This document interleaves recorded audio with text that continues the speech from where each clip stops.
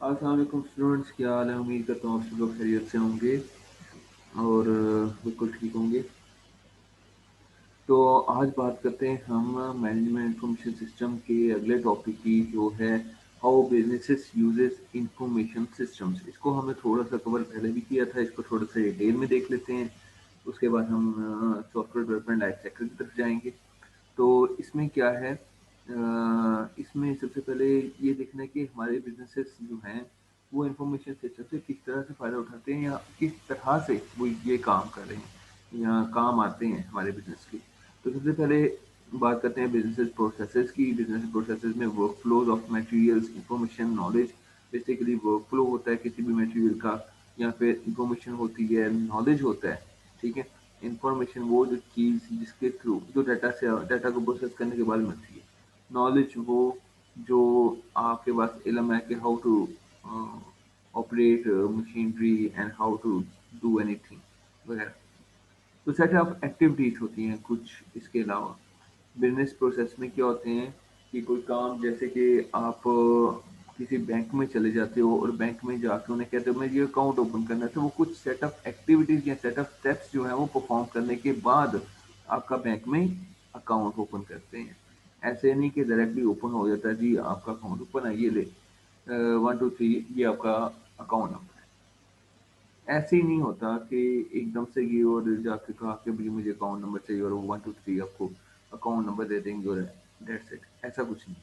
होता क्या है, प्रॉपर तरीके से फॉर्म फिलिंग होती है, फॉर्म फिलिंग करने के बाद उस पर प्रोसेसिंग की जाती है, डाटा आप देते हो उसको, डाटा देने के बाद फिर उसके बाद आपका अकाउंट एक नया क्रिएट किया जाता है और अकाउंट नंबर दिया जाता है, फिर चेकबुक इशू होती है, एटीएम कार्ड बनते हैं वगैरह वगैरह। पूरा एक प्रोसीजर है, यानी कि सेट ऑफ एक्टिविटीज़ है। इसी तरह से बिजनेस में भी किसी भी बिजनेस को रन करने के लिए सेट ऑफ एक्टिविटी जो स्टेप्स होते हैं, may be tied, next step है may be tied to functional area और बी अक्रॉस फंक्शनल एरिया।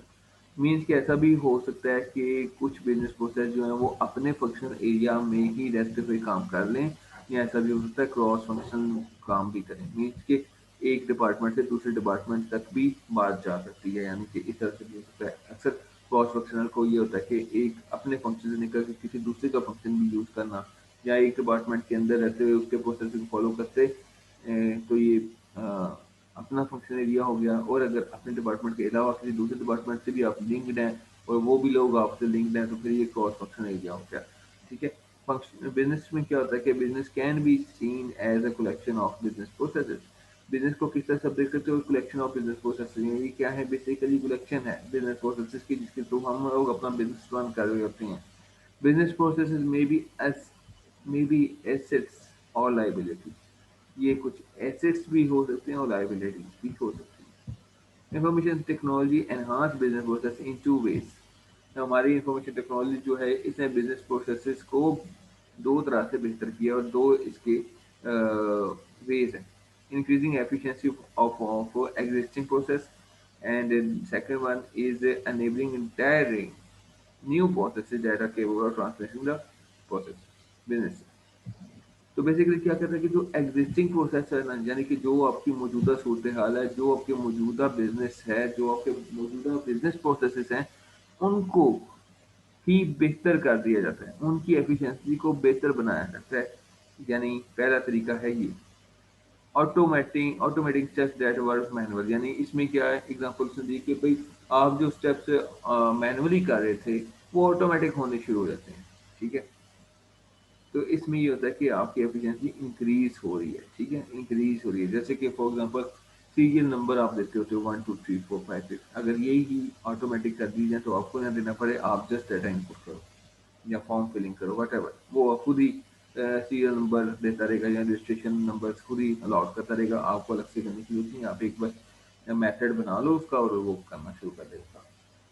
एक तो ये तरीका है, या फिर इसके अलावा भी और भी किसी तरह से ऑटोमेटिक सिस्टम हो सकते हैं किसी भी तरह से। तो जो काम पहले मैनुअल हो रहा था वो ऑटोमेटिक सिस्टम से हो रहा है, ऑटोमेटिक हो रहा है। तो इससे आपकी जो मौजूदा प्रोसेसेस हैं उनकी एफिशिएंसी में अच्छा खासा पॉजिटिव इफेक्ट पड़ता है। ठीक है, और एफिशिएंसी बेहतर होती है। इसके अलावा नेक्स्ट चीज़ है enabling entire new processes that are capable of transforming the business। यानी कि ऐसा आप करें कि टोटली न्यू प्रोसेसेस ले आएँ, पुरानों को रिप्लेस कर दें, जो कि आपके बिज़नेस को चला सकते हैं, ठीक है?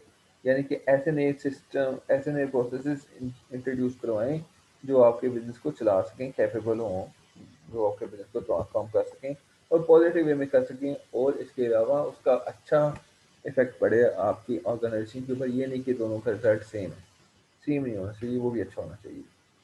क्योंकि आप इन्फॉर्मेशन टेक्नोलॉजी को यूज़ कर रहे हो तो वो ज़ाहिर बात है आपकी कारकर्दगी पहले से बेहतर होनी चाहिए। नेक्स्ट बात करते हैं चेंज फ्लो ऑफ इन्फॉर्मेशन। क्या होता है कि चेंज फ्लो ऑफ इन्फॉर्मेशन,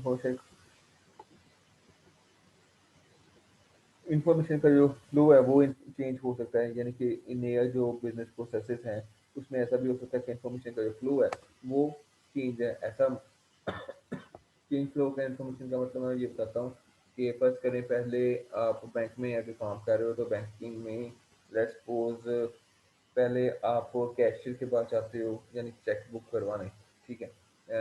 या आप कोई चेक प्रोसेस करना कैशियर के पास जाते हो, कैशियर उसको काउंट करता है, देखता है और जो फिर उसके बाद मैनेजर से अप्रूवल लेता है, अप्रूवल लेने के बाद फिर एक जो मैनेजर ऑपरेशन है उनसे भी अप्रूवल लेता है, उसके बाद आपको पैसे देता है। ये फ़र्ज़ करो ये फ्लो है, चेंज ऑफ फ्लो यानी कि बेसिकली ये फ्लो था, जो पहले वाला फ्लो था। लेट्स सपोज़ मैं एग्ज़ाम्पल के तौर पर बता रहा हूँ। अब क्या है, अगर आप चेंज फ्लो हुआ है तो इसमें क्या है कि फर्स्ट करें ऐसा है कि कस्टमर आता है, सिस्टम से वेरीफाई करेगा, जो बंदा है, जो मतलब कैशियर बैठा है वो सिस्टम से वेरीफाई करेगा और उसको पैसे दे देगा। बीच में से अप्रूवल निकल गई इन सब की, बाकी ये जो मैनेजर है या मैनेजर ऑपरेशंस हैं इनकी अप्रूवल निकल जाती है।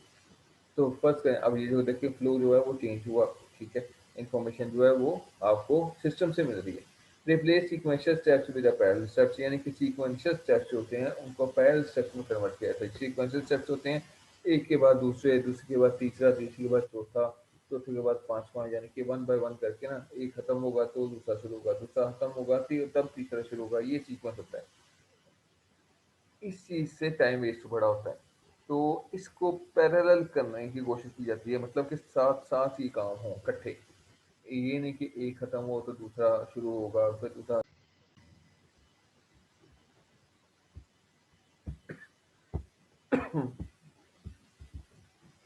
जी, तो एलिमिनेट अ बात हो रही थी eliminate delays in decision making, यानी कि डिसीजन मेकिंग में जितने भी डिलेज आ रहे हैं उनको भी एलिमिनेट किया जा सकता है। तो एग्जांपल्स जो हैं इनकी कि किस तरह से बिजनेस को इंफॉर्मेशन टेक्नोलॉजी में यूज़ किया जा रहा है या इंफॉर्मेशन टेक्नोलॉजी को बिजनेस में यूज़ किया जा रहा है, वो है मैन्युफैक्चरिंग प्रोडक्शन, ठीक है? असेंबलिंग द प्रोडक्ट में मीन्स कि इसमें ये वो चीज़ें हैं जहाँ पे इंफॉर्मेशन टेक्नोलॉजी का यूज़ हो रहा है। आप देख सकते हो कि ऑटोमोबाइल इंडस्ट्री जो है वो ऑटोमेटिक हुई हुई है, ठीक है? आपकी जो एयरक्राफ्ट की जो इंडस्ट्री है हमारी JF-17 की वो भी ऑटोमेटिक है। इसके अलावा जितने भी व्हीकल्स हैं बनती वो ऑटोमेटिक ही बन रही हैं, मतलब कि उसमें असेंबलिंग होती है और डिसेंबलिंग होती है, पेंटिंग होती है, तो वो रोबोटिक आर्म जो है, रोबोट जो है वो उनको पेंट कर रहा होता है, ऐसा भी होता है। तो बाहर की मुल्कों में अब्रॉड में तो ऐसे ही होता है। यहाँ पे हो सकता है शायद हाथ से भी कर रहे हों, लेकिन मुमकिन है कि वो भी मशीनरी है। वो मशीन के थ्रू ही किया जाता है कि उसमें एक तरह की परत रहती है, एक ही तरह की अ, कोटिंग होती है। मैन्युफैक्चरिंग प्रोडक्शन में असेंबलिंग द प्रोडक्ट आ जाती है, ठीक है? कि प्रोडक्ट को असेंबल करना कैसे है। सेल्स एंड मार्केटिंग के अंदर हम आइडेंटिफाई करते हैं कि हमारे कस्टमर्स कौन से हैं ताकि उनको सेल किया जाए, उन्हीं को मार्केटिंग की जाए।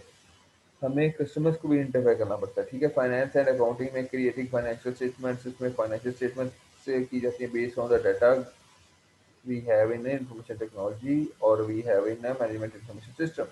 एंड ह्यूमन रिसोर्सेज क्या होता है कि हायरिंग एम्प्लॉयज, ये मैं लास्ट लेक्चर में आपको बताया हुआ है ह्यूमन रिसोर्स के बारे में कि वो किस तरह से काम करता है।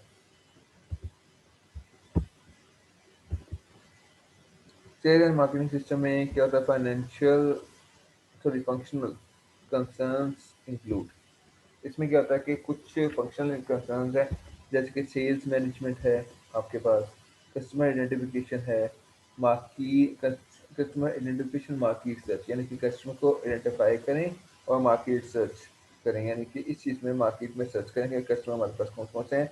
एडवर्टाइजिंग एंड प्रमोशंस आ जाती हैं, प्राइसिंग प्राइसिंग आ जाती है कि किस तरह से रखना है, न्यू प्रोडक्ट्स आ जाती हैं, जैसे कि ऑर्डर प्रोसेसिंग है। अब इसकी एग्जांपल बता रहा सिस्टम की कि ऑर्डर प्रोसेसिंग में क्या हो रहा है।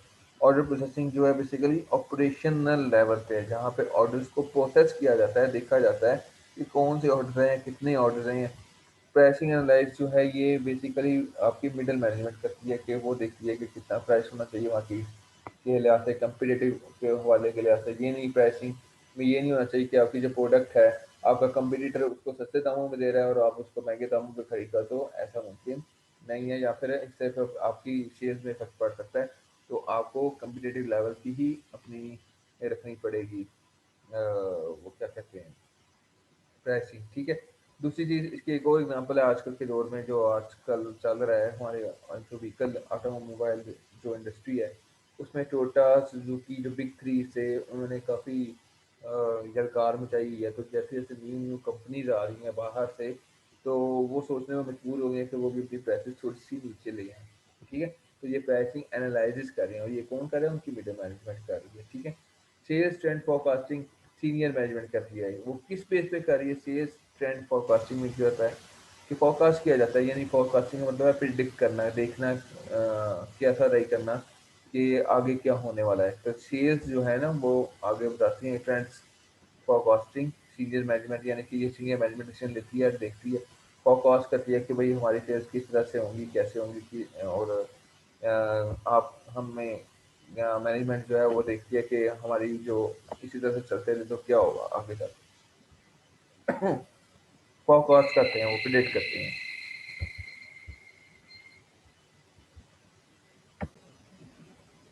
जी, तो नेक्स्ट बात करते हैं हम मैन्युफैक्चरिंग एंड प्रोडक्शन सिस्टम के बारे में। फंक्शनल कंसर्न्स जो हैं इसमें, मैनेजिंग प्रोडक्शन फैसिलिटीज़, यानी कि आप प्रोडक्शन की जितनी भी फैसिलिटीज़ हैं उसको मैनेज करने में आपका जो इंफॉर्मेशन सिस्टम है वो किरदार अदा करता है।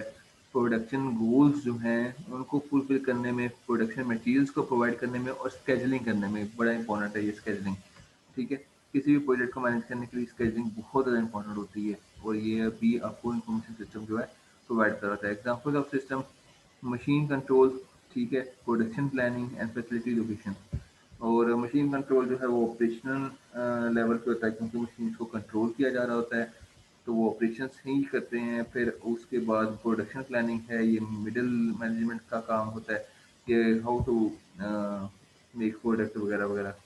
फैसिलिटीज़ लोकेशन, सीनियर मैनेजमेंट की फैसिलिटीज़ की जो लोकेशन प्रोवाइड की जाती है वो भी सीनियर मैनेजमेंट प्रोवाइड करता है। नेक्स्ट आगे बात करते हैं फाइनेंस एंड अकाउंटिंग सिस्टम के बारे में। फाइनेंस एंड अकाउंटिंग सिस्टम क्या होता है? Functional concern includes managing financial assets, cash, stocks etcetera, and capitalization of firms and managing firms financial records.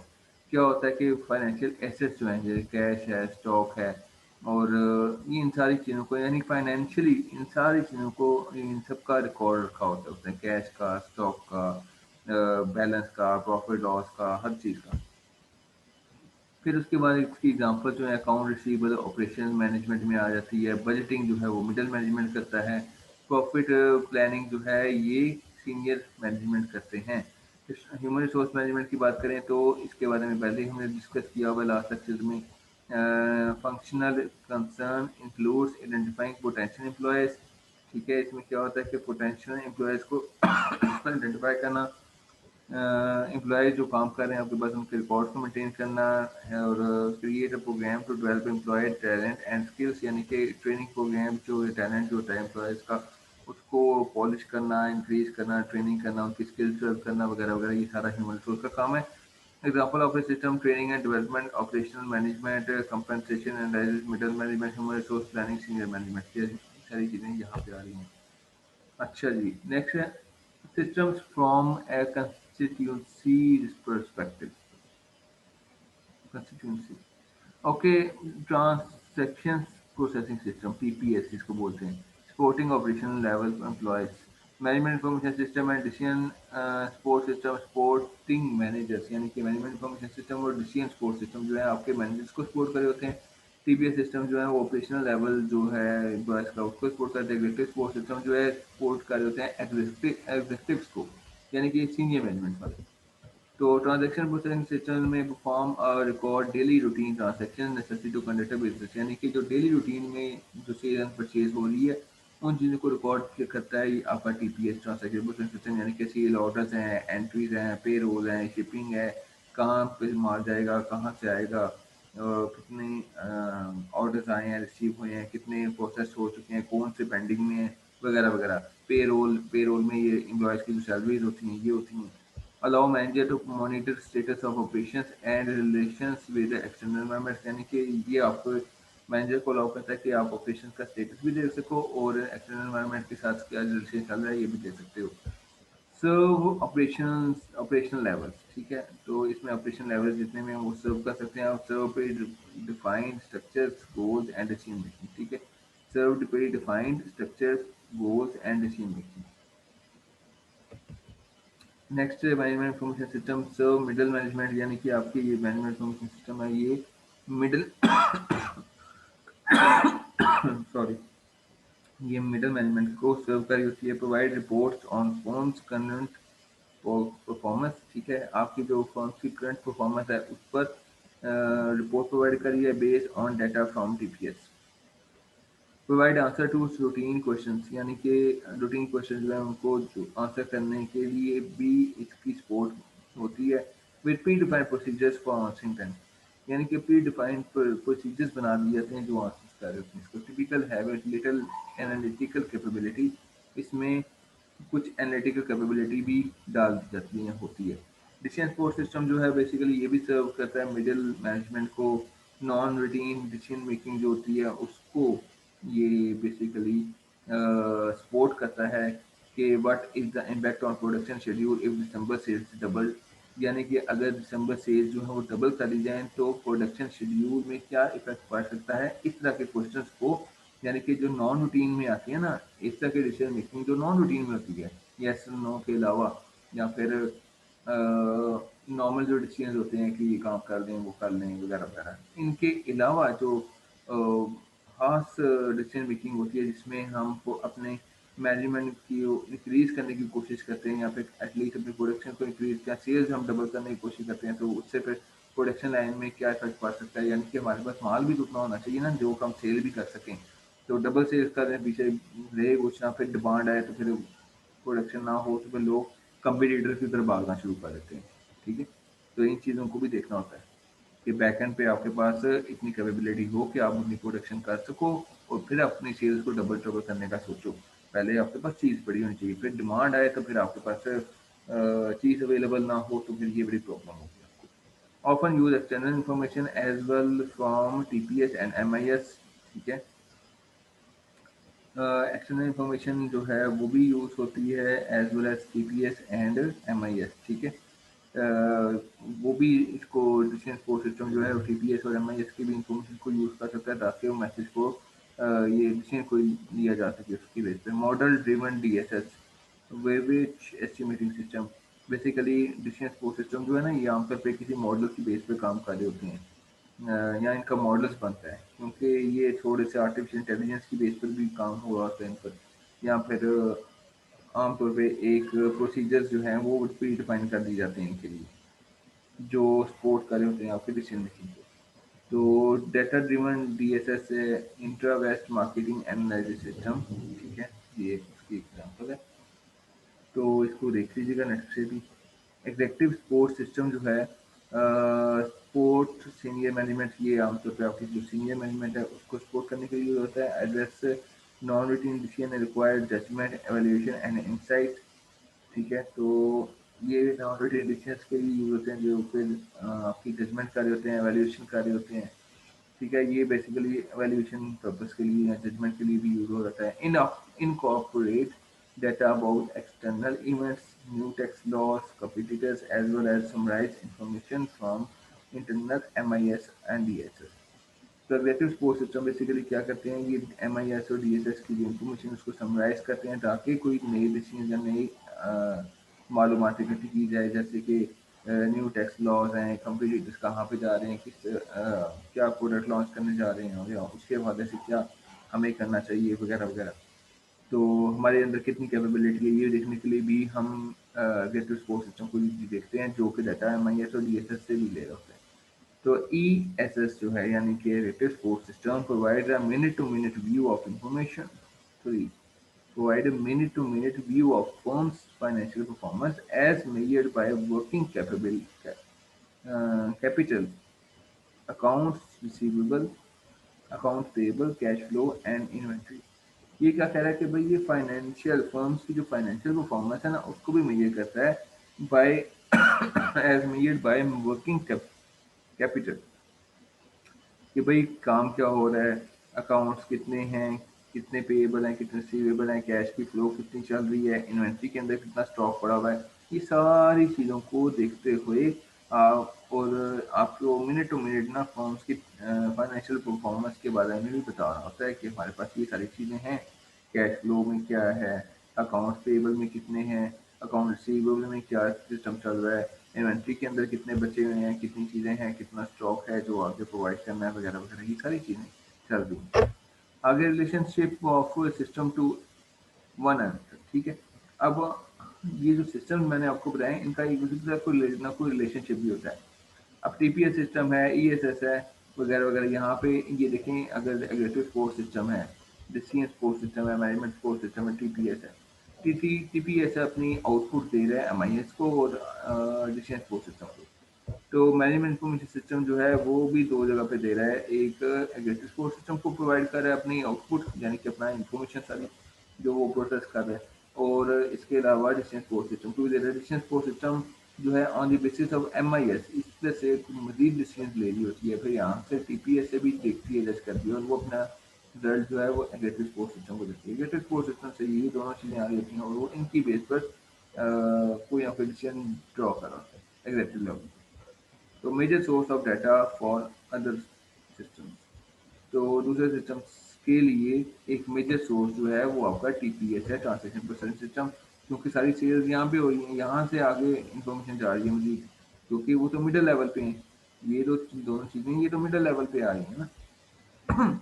ESS recipient of data from lower level systems, यानी कि lower level से जितना भी data आता है उनको रिसीव करते हैं। डाटा में भी एक्सचेंज बिटवीन सिस्टम, यानी कि डाटा जरूरी नहीं कि यही दे, बाकी भी दे सकते हैं। In reality most business systems only loosely integrated, यानी क्या होता है कि रियलिटी के अंदर ज़्यादातर बिजनेस जो है वो एक दूसरे से लिंक्ड लूजली होते हैं, ज़्यादातर बहुत ज़्यादा नहीं होते, लूजली होते हैं। Problem different kinds of different kinds if IS in the forms work together। तो इसमें कुछ प्रॉब्लम्स होती हैं, क्या होते हैं different kinds of IS is if IS in the form work together. Basically क्या होता है कि डिफरेंट तरह के IS इंफॉर्मेशन सिस्टम जो है वो फॉर्म के अंदर इकट्ठे काम कर रहे हैं। The challenge to get them all work together as a one corporate system information integration, ठीक है।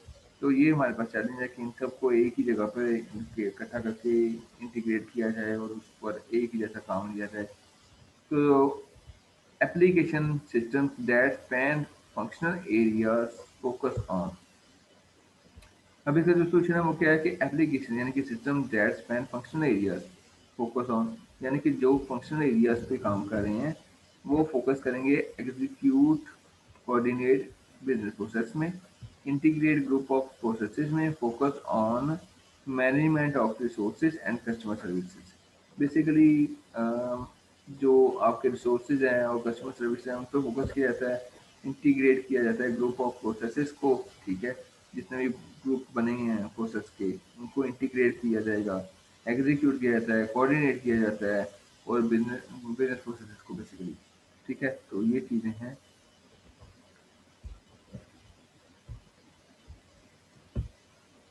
नेक्स्ट एंटरप्राइज एप्लीकेशन, ये भी सोल्यूशन है। Include all level of management, execute business process across firm span function areas. Basically क्या है कि जो enterprise application होता है एंटायर, यानी कि एक बड़े लेवल की एप्लीकेशन होती है ये। इसमें तमाम के तमाम लेवल जो है मैनेजमेंट की वो इंक्लूड हैं, यानी कि मिडल भी होगा, लोअर भी होगा, सीनियर मैनेजमेंट भी होगी, सारी भी होगी, और इन्फॉर्मेशन एक ही जगह पे इंटीग्रेट भी हुई होगी। Execute business processes across firms, इसमें क्या होता है कि आपके जितने भी बिजनेस प्रोसेस हैं वो एग्जीक्यूट हो रहे हैं फर्म के अंदर और मुख्तलिफ फंक्शन एरियाज में भी जा रहे हैं। ईआरपी जो है बेसिकली एंटरप्राइज सिस्टम्स होते हैं, या एंटरप्राइज रिसोर्स प्लानिंग भी बोला जाता है इसको। तो इसमें सप्लाई चेन मैनेजमेंट होती है। सप्लाई चेन मैनेजमेंट में ये होता है कि आपकी जो सप्लाई है वो एक चेन मैनेजमेंट में चल रही होती है, चेन में चल रही होती है। फिर एक कस्टमर रिलेशनशिप मैनेजमेंट सिस्टम भी होता है जिसमें कस्टमर रिलेशनशिप मैनेजमेंट को मेंटेन किया जाता है। नॉलेज मैनेजमेंट सिस्टम भी होता है। सप्लाई चेन मैनेजमेंट में देखते हैं क्या है, collect data from different firms function and store data in a single central data repository to be shared among firm। क्या होता है कि डिफरेंट फंक्शन फर्म के जो फंक्शनल एरिया है ना, वहाँ से डाटा को कलेक्ट किया जाएगा। और यहाँ पे जो मुख्तलिफ डिपार्टमेंट समझ लें कि एक फर्म के जो मुख्तलिफ डिपार्टमेंट हैं या फंक्शनल एरिया है जहाँ पे लोग काम कर रहे हैं, वहाँ से डाटा इकट्ठा किया जाता है या लिया जाता है और एक सेंट्रल लोकेशन में जिसको डेटाबेस बोलते हैं, डाटा के वहाँ पे रख दिया जाता है, ठीक है, ताकि पूरी की पूरी फर्म के साथ उसको शेयर किया जा सके। Resolve problem of fragmented didn't data sets and system, ठीक है, इसमें जो वो सारी प्रॉब्लम सॉल्व हो जाती हैं क्योंकि इसमें सेंट्रल डेटाबेस से आती है। सेंट्रल डेटाबेस जब आती है तो उसमें रिडेंट डाटा यानी कि रिडेंट डाटा वो होता है जो रिपीटेबल हो, तो वो चीज़ें नहीं होंगी, ठीक है, और प्रॉब्लम भी सॉल्व हो जाएगी काफ़ी हद तक। एनेबल्स में क्या होता है, enable coordination of daily activities में क्या होता है कि डेली एक्टिविटीज की कोऑर्डिनेशन होती है। Efficient response to a customer orders production and inventory, आपका जो रिस्पांस है कस्टमर ऑर्डर्स में वो एफिशिएंट होगा प्रोडक्शन एंड इन्वेंटरी के हवाले से। Provide valuable information for improving management decision making, इसमें वो आपको वैल्यूएबल इंफॉर्मेशन प्रोवाइड करता है ताकि आपकी डिसीजन मेकिंग में बेहतरी आए। एंटरप्राइज रिसोर्स प्लानिंग में क्या होता है, manage firm relationship with suppliers, firm relationships जो हैं वो सप्लायर के साथ अच्छे करता है, बेहतर कर होता है, मैनेज कर होता है। शेयर इंफॉर्मेशन अबाउट, यानी कि इसमें आपकी इंफॉर्मेशन शेयर हो रही होती है किसके बारे में, आपके ऑर्डर्स के बारे में, आपकी प्रोडक्शन के बारे में, आपकी इन्वेंट्रीज के बारे में, प्रोडक्ट्स की जो डिलीवरी है और जो सर्विसेज आप प्रोवाइड करें उन सब के बारे में इंफॉर्मेशन पड़ी होती है। इसका गोल क्या है, गोल ये है कि right amount of products to destination with least amount of time and lowest cost. इसका गोल जो होता है कि आपकी जो प्रोडक्ट्स हैं वो डेस्टिनेशन तक पहुंच जाएं with in a time frame and with a low cost, ठीक है। इनएक्यूरेट इन्फॉर्मेशन में क्या होता है, एक्सेसिव इन्वेंट्रीज, इनएक्यूरेट मैन्युफैक्चरिंग, यानी कि आपकी एक्सेसिव इन्वेंट्रीज हैं और इनएक्यूरेट मैन्युफैक्चरिंग, मैन्युफैक्चरिंग में कोई फॉल्ट आ रहे हैं तो वो प्रॉब्लम क्रिएट कराएंगी। inaccurate manufacturing plans, missed production schedule, raise cost, less satisfaction, ठीक है। इसमें क्या होता है कि आपकी इन्वेंट्रीज को, एक्सेसिव इन्वेंट्रीज को देखा जाता है। इनएक्यूरेट मैन्युफैक्चरिंग प्लान्स जो हैं जो कि ठीक ढंग के नहीं बनाए गए वो हैं। इसके अलावा अगर कोई प्रोडक्शन आज की डेट में होनी थी किसी वजह से नहीं हो सकी तो 2-4 दिन आगे चली गई है तो वो आपकी प्रोडक्शन शेड्यूल जो है वो डिस्टर्ब हो गया, तो ये भी चीज़ इसमें की जाती है मैनेज। इसके अलावा रेस कॉस्ट लेस सेटिस्फेक्शन, ठीक है। कस्टमर रिलेशन मैनेजमेंट सिस्टम के बारे में देखते हैं कि information to coordinate all provide information to coordinate all the business processes that deals with the customer in sales, marketing and services to optimize revenue, customer satisfaction and customer retention।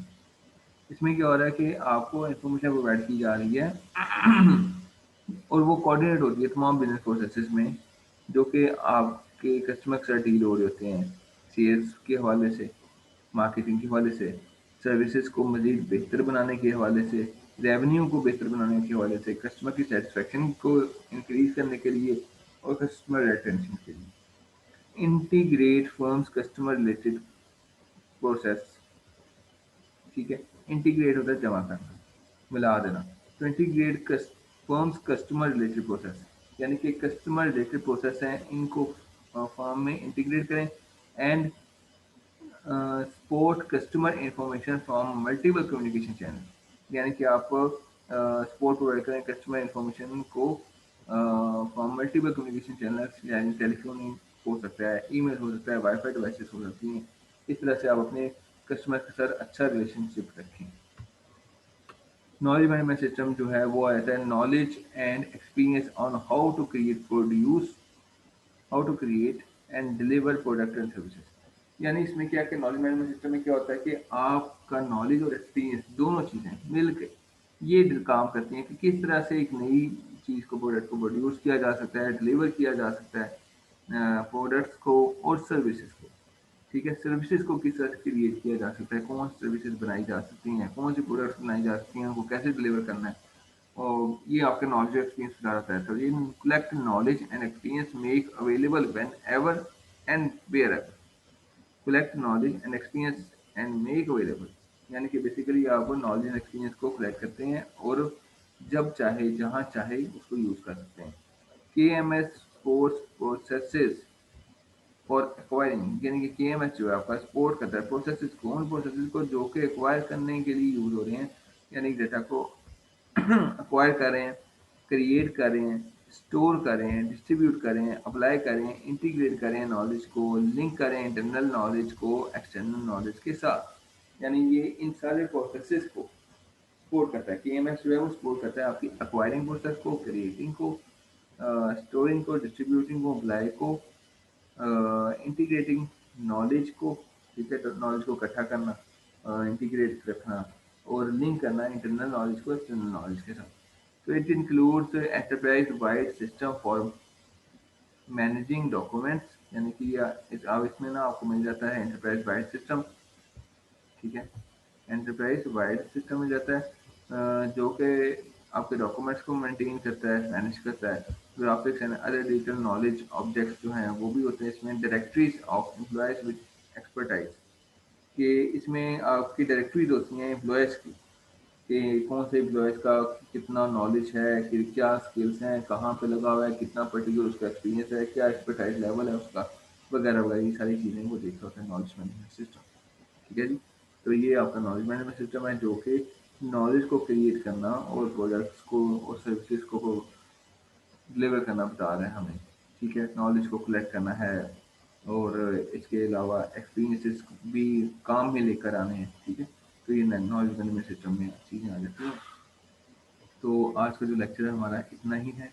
तो इंशाल्लाह next lecture में हम system development life cycle के बारे में देखेंगे और मज़ीद इसकी वैल्यूएशन करेंगे कि सिस्टम को कैसे वैल्यूएट करते हैं और सिस्टम डेवलपमेंट लाइफ साइकिल क्या है। इंशाल्लाह हम वो देखेंगे कल के lecture. Thank you so much. अल्लाह हाफिज़।